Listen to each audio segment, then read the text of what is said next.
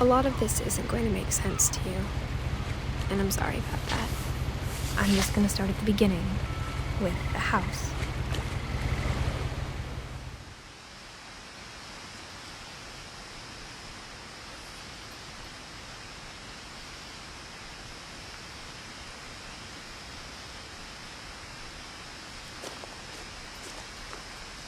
My brother Milton disappeared when I was 4. It was like the house just swallowed him up. Someone had put up a chain link fence, but it looked like I wasn't the first person to hop it.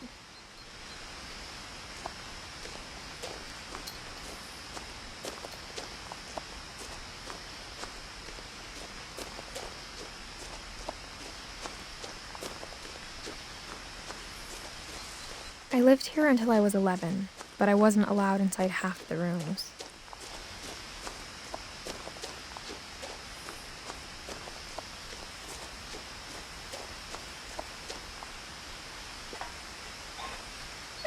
Inside the mailbox were bills from 7 years ago, marked urgent, open immediately.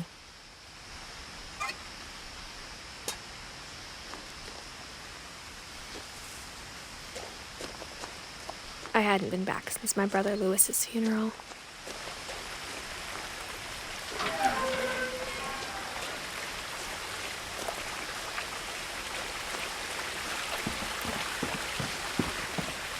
In her will, my mother left me a key but didn't tell me what it unlocked. Maybe she thought I'd know, or she thought that the mystery would be enough to bring me back.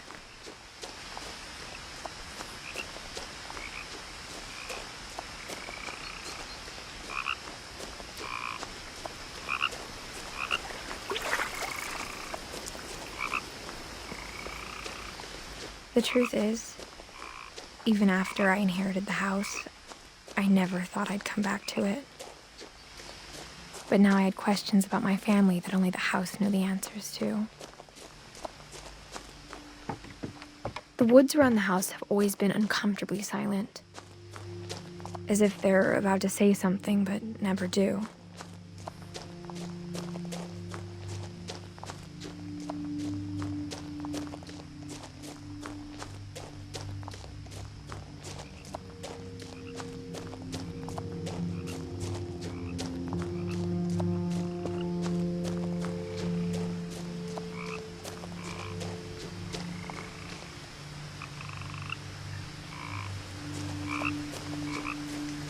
The house was exactly like I remembered it, the way I'd been dreaming about it.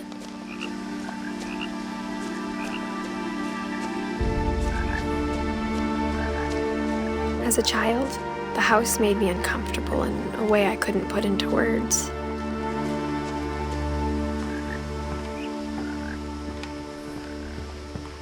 Now, as a 17-year-old, I knew exactly what those words were. I was afraid of the house.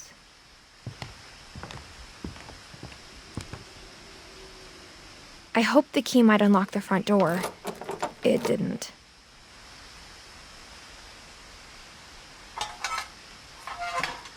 Looking in, I felt like the house itself had been waiting for me.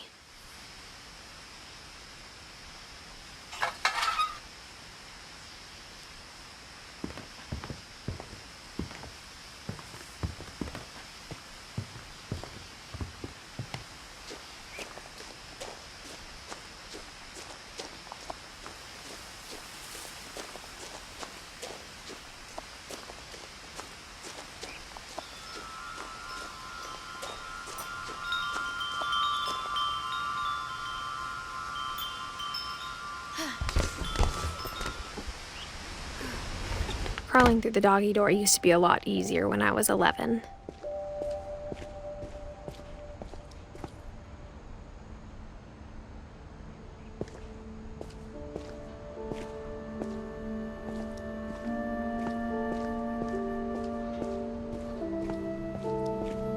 For the first time in years, I felt like I was home. But instead of a family, there were just memories of one.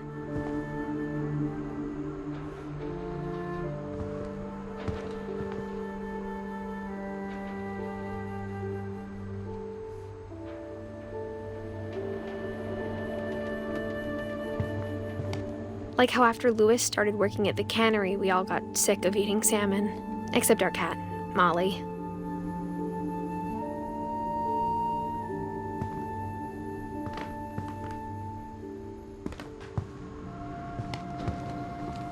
Or how only one restaurant would deliver to our house, so we had Chinese a lot.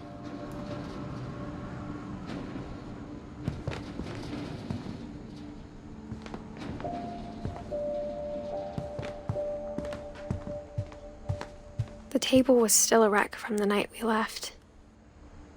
It was like a bomb had gone off, killing everyone but sparing the furniture.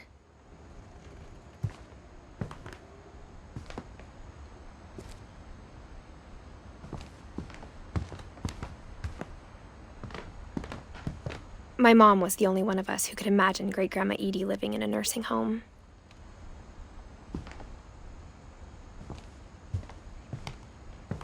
Nothing in the house looked abnormal. There was just too much of it, like a smile with too many teeth.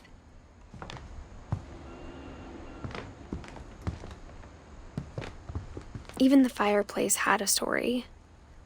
Edie told me the bricks came from the original house, after it sank.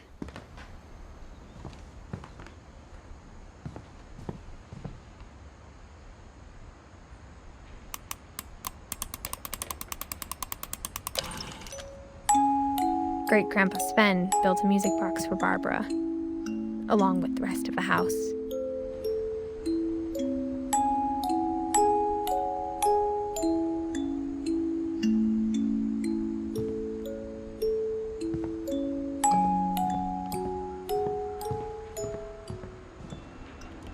My mom wasn't much of an optimist, but she never stopped believing that my brother Milton was alive.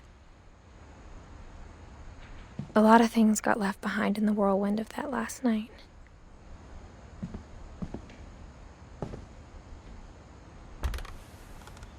Edie told me once that every Finch who ever lived is buried somewhere in the library.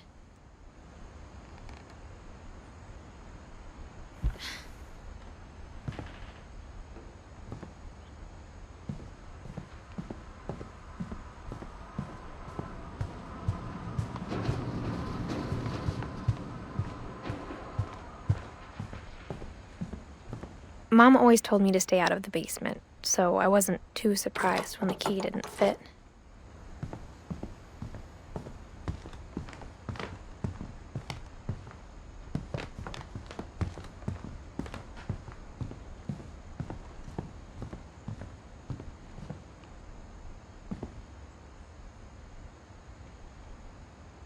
After Milton disappeared, Mom sealed up all the bedrooms.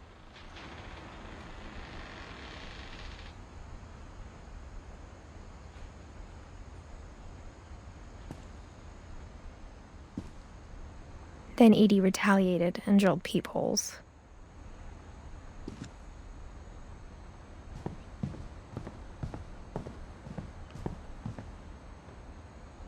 Whenever people ask me about my family, the first thing they always want to know about is Barbara.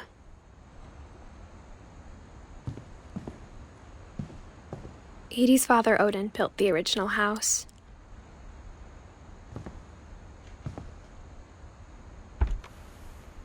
Barbara was a child star for 2 years, until America grew out of it.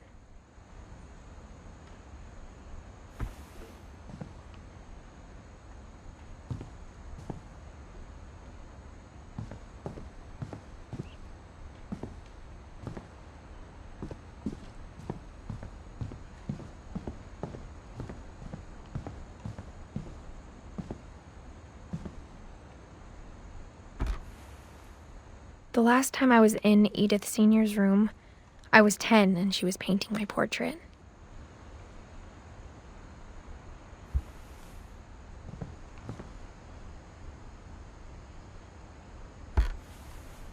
As a kid, I just assumed every house had peepholes and sealed rooms you weren't allowed inside of.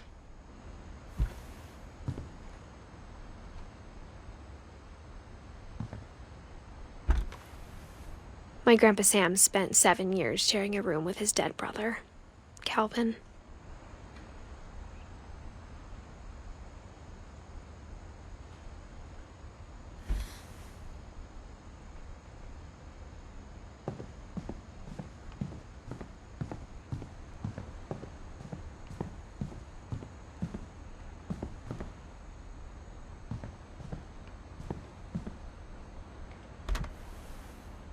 Molly always seemed like a girl I could imagine being friends with, if she hadn't died in 1947.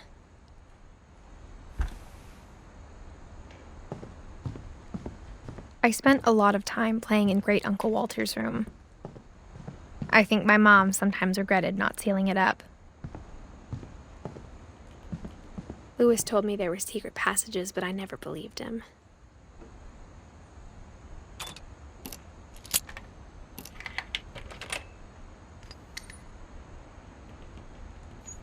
Turns out, my mom was really good at keeping secrets.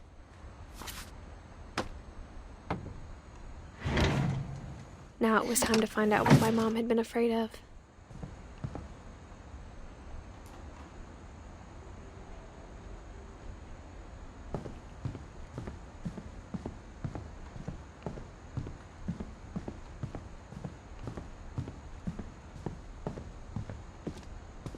Mom must have locked the third-floor stairs on the night we left.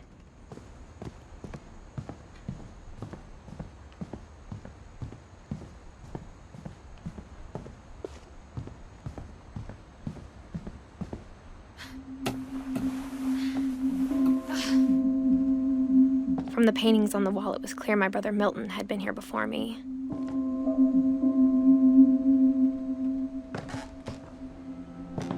Reading this, maybe it sounds like I had a plan, but I had no idea what was behind that door.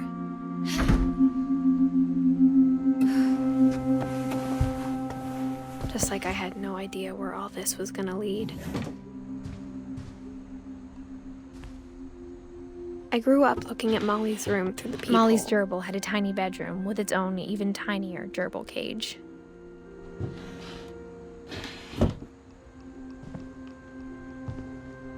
Being inside for the first time, I felt like I'd stepped behind a painting.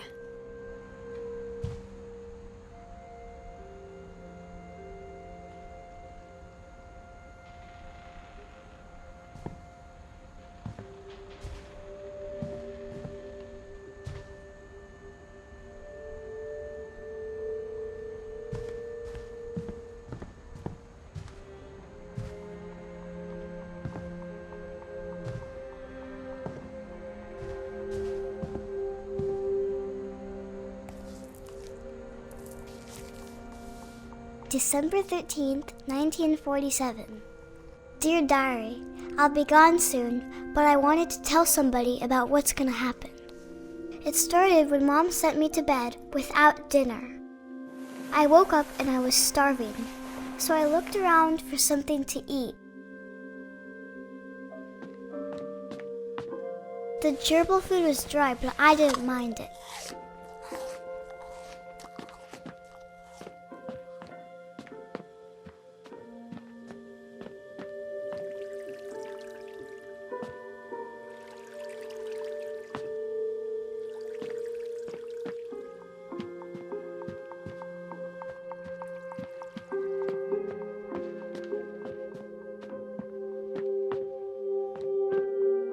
My Halloween candy was all gone.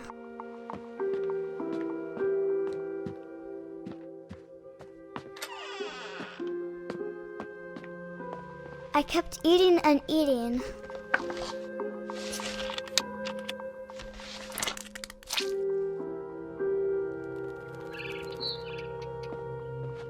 I ate a lot of things that night.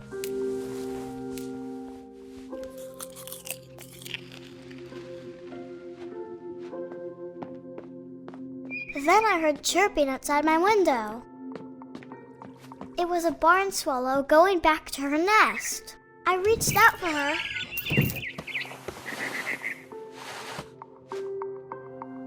And suddenly, I was a cat.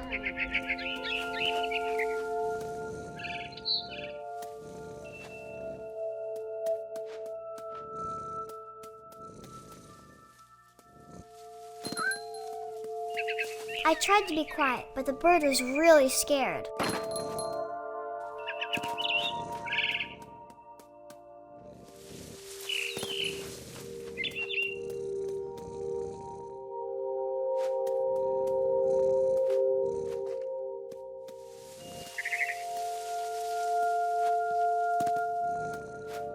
Mom and Dad didn't even look at me.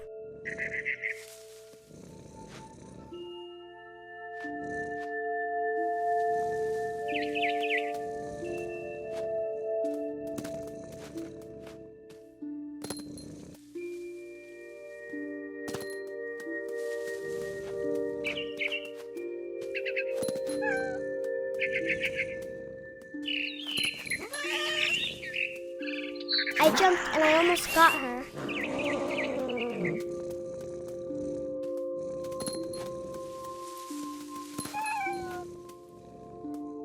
I could tell she was getting really tired.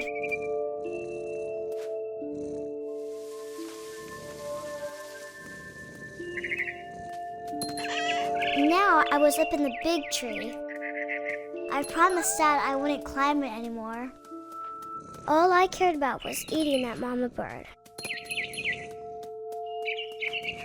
I gobbled her up. And suddenly, I was an owl. First, all I heard was the wind. Then I heard little teeth nibbling in the grass.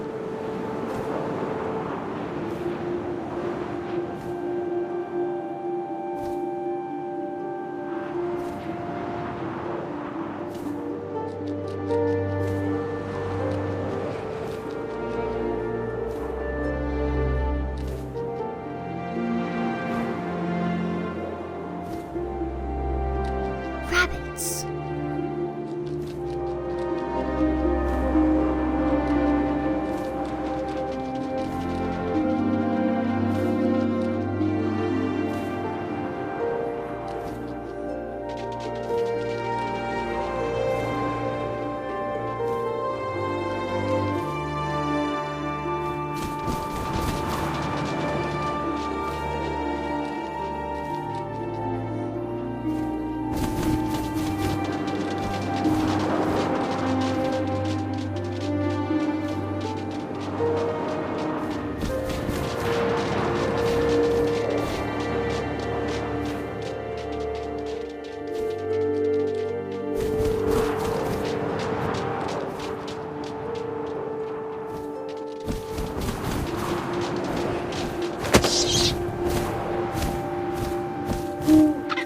I imagined his face looking up and seeing mine through my talons. I swallowed him up, and I didn't chew one bit. Then I flew off to find something bigger.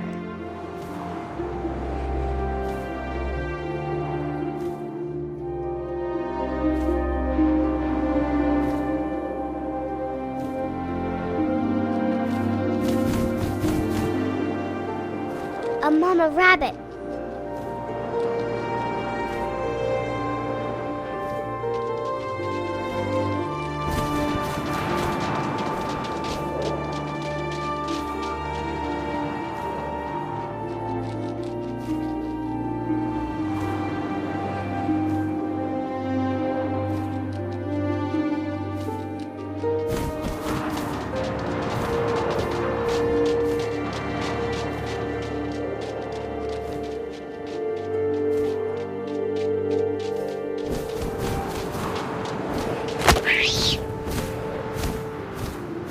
She was almost too big to carry. I started choking, but I couldn't stop eating. And suddenly, I was a shark.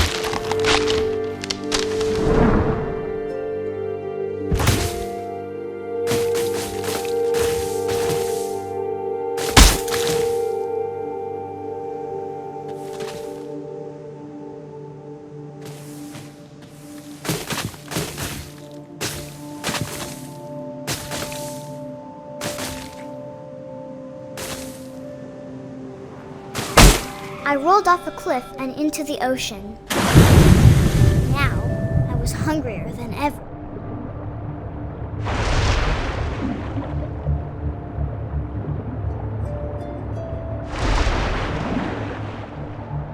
I wanted fat, juicy seals.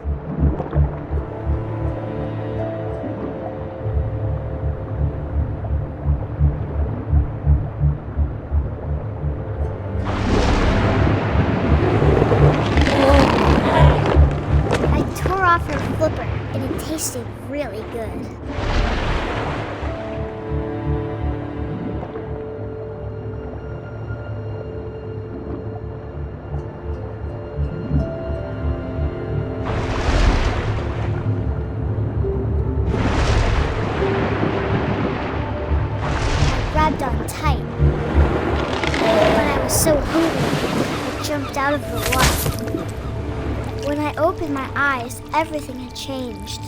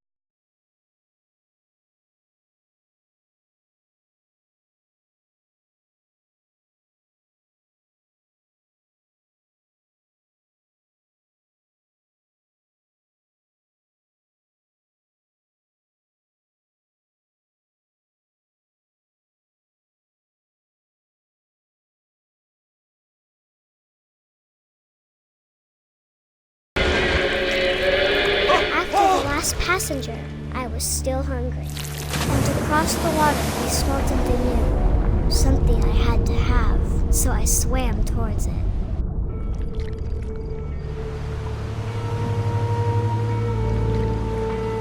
I slithered onto the sand, and the good smell went into an old pipe.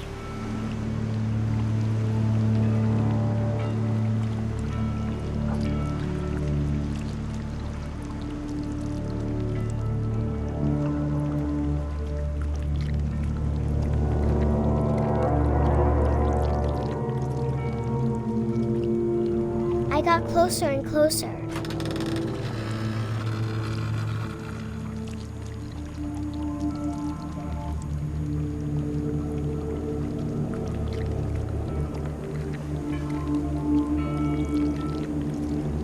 All of my stomach started growling. And suddenly, I was me again. I held my breath for a long time, but I couldn't hear anything. I think it's waiting for me to fall asleep.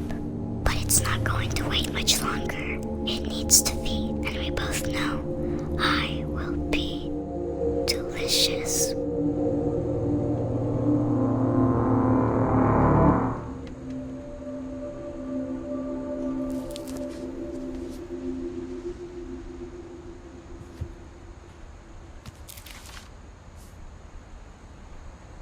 I'm not sure if I believed all of that, but I'm sure Edie would have.